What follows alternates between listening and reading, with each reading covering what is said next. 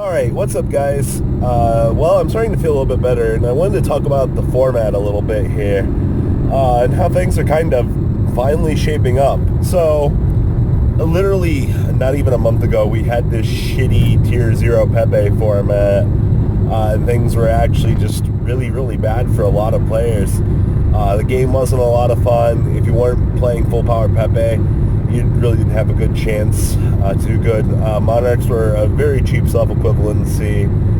Cosmo were okay. And now, several weeks later, we come to what is looking like a really, really good format here.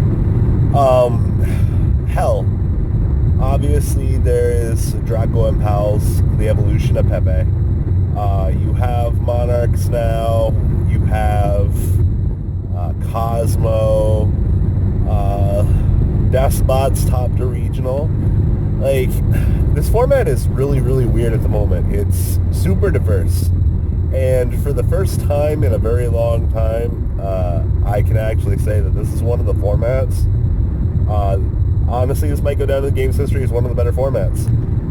Hell, we even seen Cody Angeloff play Shadal Necros in our Zodiac tournament and destroy Phantom Knights. Oh yeah, Phantom Knights, the great Magnus deck. Hell, even Destiny Heroes did really well at the ARG this past weekend. Hell, Calvin DeHunt ended up winning with the great Magnus deck because most people weren't playing Kaiju outs. People stopped playing Kaiju because full power Pepe was no longer really a threat, or you really didn't have to remove the Infinity out. Cyber Dragon Infinity is another deck as well, Turbo. But the evolution on the format is really nice. And for there to actually be a point in the game's history to where budget players can play Yu-Gi-Oh! Competitively, Monarchs, obviously there's the more expensive stuff.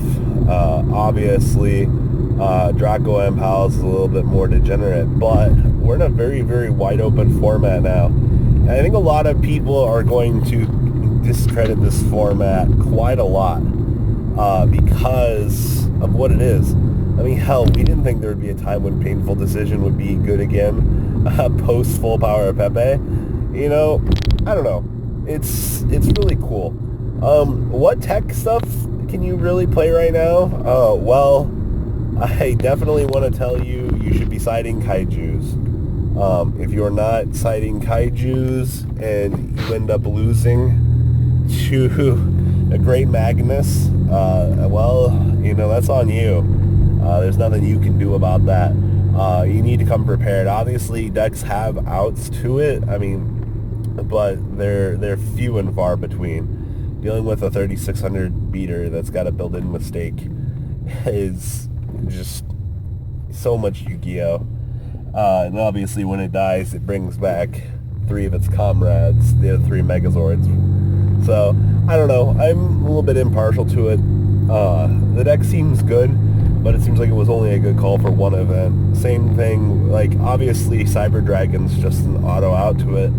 If you summon Cyber Dragon, your opponent has to send the Cyber back to the deck, because you can just contact out in the Chimera, and that's a 1 card out. Also on the subject matter of Solemn Strike, Solemn Strike is really good at the moment, but it's also really bad. And it's a two-way street because of Rafflesia. So I'm going to compare Solemn Strike with Rafflesia here. So Strike is basically treacherous. It's good in certain scenarios, much like the reason why people are playing treacherous. And don't get me wrong here, because I'm seeing people playing treacherous with fucking 6-7 traps in their deck. Let's be real here. But Solemn Strike with Ariande is good, but once again, let's be real, it's not the best of Solemns. I wish I had Judgment at 1. Judgment at 1, Warning at 1, and 3 Solemn Strike. Oh baby.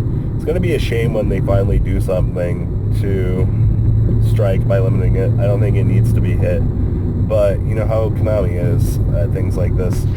We finally got a really good format. If this format continues into Nationals, I think a lot of people are going to complain about this format being really boring, and it's really going to suck if that's the case, but I don't think that it needs to. But moral of the story right now, guys, is we're in a really good format. Do not take that for granted. Please understand that this game is really, really, really good right now.